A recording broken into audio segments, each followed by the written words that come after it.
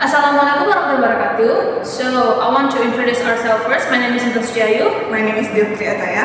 My name is Olivia Banda. My name is Delana. Now, for our midterm video, we want to talk about stereotype in Banda Aceh, which is Banda Aceh is one of the most rich of culture, faith, and history city, and one of the most religious city in Indonesia.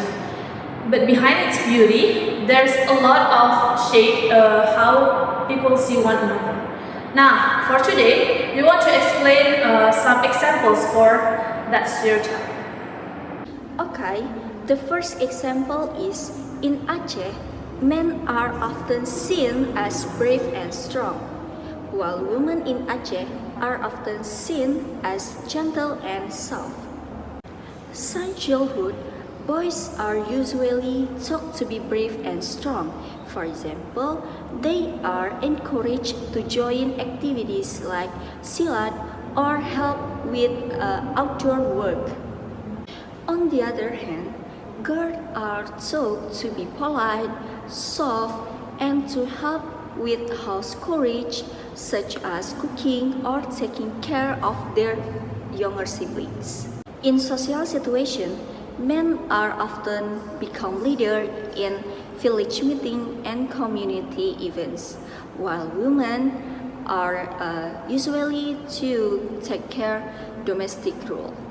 Religion and social views also support the idea that men should protect and lead, while women should keep their modesty and behave politely.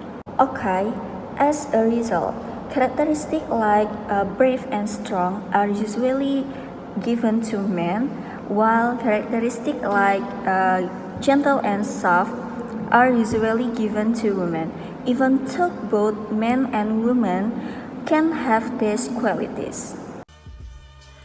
Many people believe that Chinese women are always very religious and wear their hijab perfectly, long, loose, and covering the chest. But is this always true? In Banda Aceh, wearing hijab is part of our culture and identity. However, not every woman wears it exactly the same way. Some wear it long and loose. Others prefer a short style, and both are still Muslim women. This stereotype that Chinese women must always look perfectly covered comes from the belief that religion and culture are inseparable here. While modesty is indeed an important value, judging someone's faith only from their clothing can lead to misunderstanding. Some women may wear a shorter hijab, but they are still religious, polite, and respectful. What really matters is the sincerity of their faith and their behavior towards others, not just how their hijab looks. Because in the end, being a good person is not about how you look, but how you live, and treat others. Now, I will explain the next example of stereotype in Banda Aceh. The stereotype is why most of the Acehnese works as farmers and fishermen. This stereotype actually came from history and geography of Aceh itself.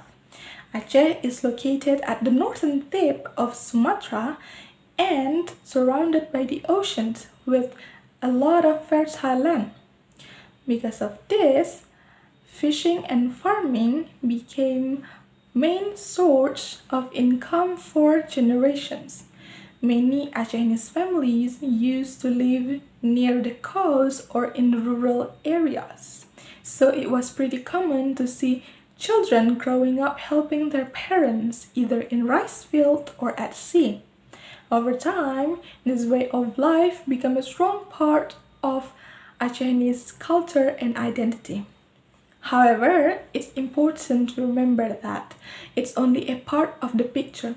Today, Aceh has developed a lot. There are many Acehnese people works in other fields such as education, business, technology, and even government. So, while fishing and farming is still respected and important traditions, they do not represent the only kind of work that Acehnese do anymore.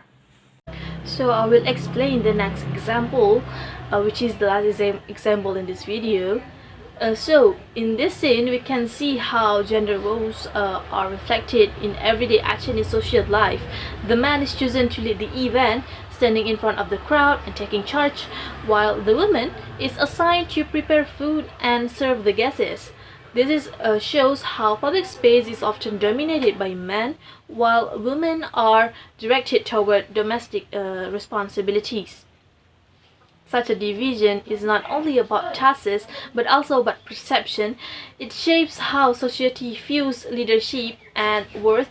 When men are always seen leading and women always serving, these roles start to feel natural even though they come from tradition, not ability.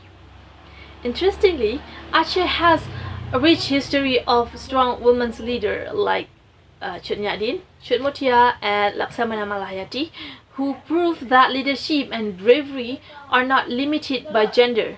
Yet today, cultural expectations still hold many women back from taking visible roles in public spaces. This contrast shows that gender inequality isn't always about power alone, but it's also about habit and perception. To move forward, Acehese society can draw strength from its history, honoring its culture while also giving equal space for both men and women to be seen, heard, valued, and in every sphere of life.